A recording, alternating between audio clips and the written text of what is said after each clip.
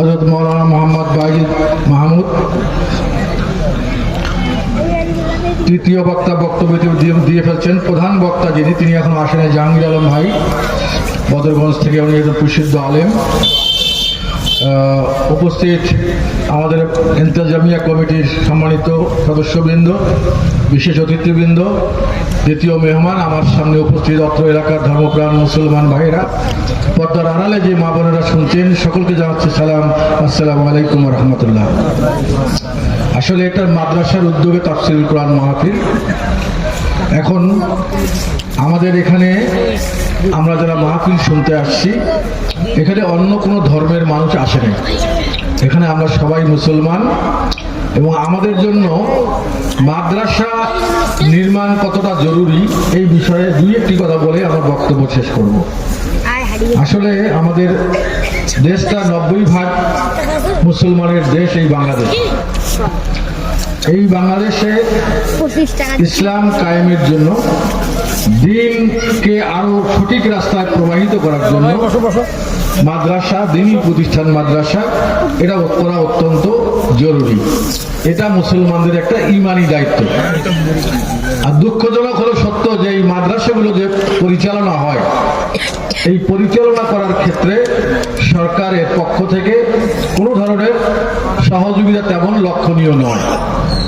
আজকে দেখবেন আপনারা একটা স্কুলের 6 তলা বিল্ডিং হচ্ছে, আচ্ছা কলেজ ইউনিভার্সিটিতে অনেক বড় বড় বিল্ডিং হচ্ছে, শত শত কোটি টাকা ব্যয়ে, কিন্তু আমাদের দ্বীনি প্রতিষ্ঠান, সেই প্রতিষ্ঠানগুলো খুবই নাজুক অবস্থায় আছে।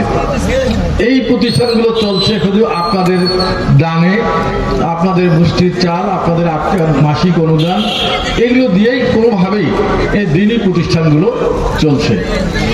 এই প্রতিষ্ঠানগুলো যদি এরকম থাকে, তাহলে আগামী দিনে যদি আমাদের যারা দ্বীনকে জিন্দা রাখার জন্য, আল্লাহর কোরআন এবং রাসূলুল্লাহ সুন্নাহকে জিন্দা রাখার জন্য আমাদের যে পথ প্রদর্শক হিসেবে কাজ করবে, তারাই যদি অসুবিধার মধ্যে থাকে, তাহলে দ্বীন জিন্দা থাকবে কিভাবে? সেই জন্য আমি এই মঞ্চ থেকে, এই বক্তব্য থেকে আমি বিশেষ করে সরকারের কাছে আবেদন জানাবো যে আমাদের এই কওমি মাদ্রাসাগুলো আছে, হাফেজি মাদ্রাসাগুলো আছে, এই মাদ্রাসাগুলোতে আপনাদের আর্থিক অনুদান সরকারিভাবে আপনারা যদি দেন, তাহলে এই প্রতিষ্ঠানগুলো ভালোভাবে চলবে।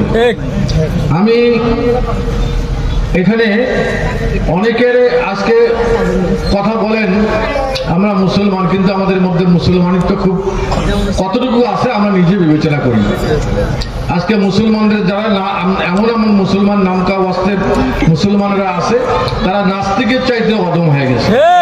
নাস্তিকরা যে কাজগুলো করতেও একটু সমীহ করে, আমাদের নামকা ওয়াস্তের মুসলমানরা সেই কাজগুলোই করতেছে। আজকে আপনারা দেখেন যে ইসরায়েল একটা নাস্তিক দেশ, ইহুদি দেশ। সেই দেশটা ফিলিস্তিনের উপর হামলা চালাচ্ছে, অথচ পার্শ্ববর্তী দেশ সৌদি আরব, পার্শ্ববর্তী দেশ মিশর, পার্শ্ববর্তী দেশ কাতার, আবুধাবি আর সংযুক্ত আরব আমিরাত সবাই চায় দেখতেছে মুসলমানরা, নারী, শিশু, বাচ্চা তারা মারা যাচ্ছে, কিন্তু তাদের কাছে তারা কোনো সাহায্যের হাত বাড়া দিচ্ছে না। তো এই মুসলমানদের যদি অবস্থা হয়, তাহলে দ্বীনকে জিন্দা রাখা খুবই কঠিন হয়ে যাবে। তা সেই জন্য আমরা হয়তো আমাদের বাংলাদেশের মানুষ, যদিও আমরা শক্তি, সামর্থ্যে, অর্থে আমরা অনেক দুর্বল, তারপরেও কিন্তু আমাদের কিন্তু এই ধর্মের প্রতি আমাদের যে অনুভূতি, এটা কিন্তু অনেক বেশি, যার কারণে আমাদের এই দ্বীনি প্রতিষ্ঠানগুলো এখনো জীবিত আছে। আমরা চেষ্টা করব এই বিশেষ করে আবু রায়হান ক্যাডেট মাদ্রাসা বড়বাড়ি, যে এই মাদ্রাসা যাতে সঠিকভাবে চলে, আমরা আর্থিক অনুদান দিয়ে এই প্রতিষ্ঠানগুলোকে যাতে সচল থাকে তার জন্য চেষ্টা করব। আমি এখন তো মেয়র নাই, তারপরেও আপনারা আমাকে দাওয়াত করে সম্মানিত করেছেন, এর জন্য আমি আয়োজক কমিটিকে আমার পক্ষ থেকে অনেক অভিনন্দন জানাচ্ছি, কৃতজ্ঞতা জানাচ্ছি। আমি যতক্ষণ দায়িত্বে ছিলাম, আমার মনে হয় না যে কোনো মসজিদ, মাদ্রাসা, দ্বীনি প্রতিষ্ঠানগুলোতে কেউ গিয়ে ফেরত আসছে এরকম নজির নাই। আমি গত 5 বছরে 14 কোটি 85 লক্ষ টাকা আমি মসজিদ মাদ্রাসায় আমার যে রেকর্ড আছে, যে রেকর্ড বই আছে, সেখানে দেখেছি 14,85,00,000 টাকা আমি অনুদান দিয়েছি। আমি এখন দেখেন এই 3-4 মাস থেকে এখানে কোনো ধরনের অনুদান 10টা টাকা কেউ পাইছে এরকম রেকর্ড নেই।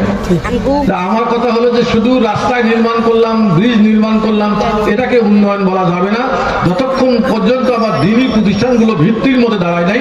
এটাও একটা উন্নয়নের অংশ। সেই জন্য আমি এই কাজগুলো করে গেছি। আল্লাহ যদি কোনো সময় তৌফিক দেয় অবশ্যই হবে এবং চলমান থাকবে, কারোর জন্য কোনো ঠেকে থাকবে না। আমি যে একজন দিনের খাদেম হিসেবে থাকতে চাই, যার যতটুকু সামর্থ্য আছে অতটুকু দিয়ে সহযোগিতা করবেন।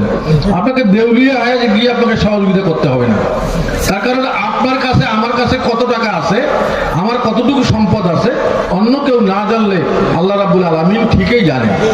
আজকে আমি এখান থেকে কথা বলি, এই কথাটা যদি আল্লাহর সৃষ্টি মানুষ তারা যদি আমেরিকা থেকে রেকর্ড করতে পারে, কোন দিন কতটা সময় আমি এই কথাগুলো বলছি, এরা শত শত বছর ধরে সংরক্ষণ করতে পারে, তা আমাদের সৃষ্টিকারী মহান রাব্বুল আলামিন তিনি কত বড় কারিগর। তিনি আমার কথাগুলো, আমার ঘরে কয় টাকা আছে, আমার ব্যাংকে কয় টাকা আছে, আমার আর্থিক সঙ্গতি কতটুকু, এগুলো কিন্তু তাকে ভালোভাবেই জানে। দিনের খেদমতে আমি কি করলাম এটা কিন্তু আমাকে যারা যারা হিসাব দিয়ে যেতে হবে। জান্নাত পাওয়া এত সোজা মনে করলে চলবে না, আমাদের সব কিছুর হিসাব দিতে হবে। আমরা মাদ্রাসায় গেলে ব্যাংকে আমার 6 লাখ টাকা 10 লাখ টাকা পড়ে আছে, আর বাবা 200 টাকা নিয়ে যাও, আমাকে তো টাকা নেই। তো আপনি আমাকে বোকা বানালেন, কিন্তু আমার যে সৃষ্টিকর্তা তাকে তো বোকা বানাতে পারবেন না। সেই জন্যই আমি আপনাদের সবাইকে অনুরোধ করব, যার যতটুকু সামর্থ্য আছে এই দিনী প্রতিষ্ঠানগুলোকে জিন্দা রাখেন। আর যদি জিন্দা না রাখেন তাহলে আপনার আমার সন্তানেরা, আমরা যখন একদম বার্ধক্যে পৌঁছেছি, আমাদের স্থান হবে বৃদ্ধাশ্রমে, আমাদের জায়গা বৃদ্ধাশ্রমে হবে। আমাদের সন্তানেরা তারা বউ বাচ্চা নিয়ে খুবই আরামে থাকবে। হ্যাঁ, আর এই যে আমাদের যে অবস্থাটা হচ্ছে, এটা কারণ কি? কোনো হাফেজের বাচ্চা তো কোনোদিন বৃদ্ধাশ্রমে এরকম রেকর্ড কিন্তু এখনো আসে নাই। আমাদের যারা ডাক্তার, যারা ইঞ্জিনিয়ার, যারা বড় বড় চাকরিজীবী, তাদের বাপ মারা থাকতেছে বৃদ্ধাশ্রমে, তাদের কোটি কোটি টাকা দিয়ে ঘুমাচ্ছে, তাদের বাচ্চারা, তাদের গার্জিয়ানরা থাকতেছে বৃদ্ধাশ্রমে। এটার পরিবর্তন হবে, সমাজে পরিবর্তন হবে যদি আল্লাহর কোরআন আপনার ভিতরে লালন করেন। একটাই উপায় আছে, যে আল্লাহর দ্বীন যদি আপনার দিলের মধ্যে থাকে, তাহলে আপনার পিতার প্রতি কর্তব্য কি, মাতার প্রতি কর্তব্য কি, প্রতিবেশীর প্রতি কর্তব্য কি, এগুলো সব আপনাদের জ্ঞানে আসবে। যার কারণে এই দ্বীন শিক্ষা দ্বারা আমাদের অপরিহার্য। আপনার সন্তানকে আপনি ডাক্তার বানান, অসুবিধা নেই। আপনি আপনার সন্তানকে ইঞ্জিনিয়ার বানান, প্রভাষক বানান, সবকিছুই বানান, কিন্তু তার আগে প্রথমে আপনাকে দ্বীনি ভিত্তিটা আপনাকে তাকে মজবুত করতে হবে। দ্বীন দেওয়ার পর আপনার ক্লাস 5 পর্যন্ত মাদ্রাসায় দেন, ক্লাস 8 পর্যন্ত মাদ্রাসায় পড়ান, তারপরে আপনার ছাত্রকে ডাক্তার বানান। যদি সে ডাক্তার হয় তাহলে কসাই ডাক্তার হবে না, যদি সে ইঞ্জিনিয়ার হয় তাহলে বাঁশ দিয়ে ব্রিজ ঢালাই করবে না। এই বিবেকটা তার ভিতরে দাঁড়া দেবে। আল্লাহর হুকুমটা তার ভিতরে থাকলে তার দিল কোনোদিনই অসৎ কাজের মধ্যে তাকে হাতছানি দিয়ে ডাকবে না। তাই এই দিনী প্রতিষ্ঠানগুলোকে আমাদের জিন্দা রাখার জন্য চেষ্টা করতে হবে। আমি চেষ্টা করবো এখন আমি কিছু টাকা দেওয়ার জন্য, আর আমি পরে আপনাদেরকে আবারও টাকা দিব যাতে মাদ্রাসাটা প্রতিষ্ঠিত থাকে। আর আপনাদেরও প্রতি অনুরোধ থাকলো, সবাই আপনাদের নিজের প্রতিষ্ঠান মনে করে এই প্রতিষ্ঠানটাতে সহযোগিতা করবেন। সবাই ভালো থাকেন, আমার জন্য দোয়া করবেন, আমি আপনাদের জন্য দোয়া